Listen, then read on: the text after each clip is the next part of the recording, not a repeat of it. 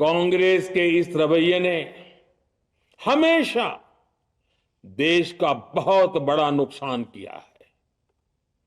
कांग्रेस के हर विरोध, हर अनिर्णय, हर छल प्रपंच का खामियाजा देश ने भुगता है, देश की पीढ़ियों ने भुगता है। आज देश के सामने जितनी भी बड़ी चुनौतियां हैं, वो कांग्रेस के इसी रवैये से उपजी हुई है।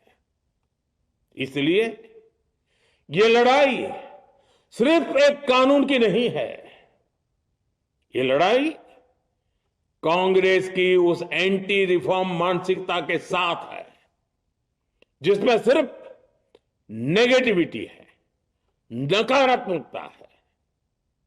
और मुझे इसमें कोई संदेह नहीं है कि देश की सभी बहनें बेटियां कांग्रेस की इस मानसिकता को करारा जवाब दे के रहेगी।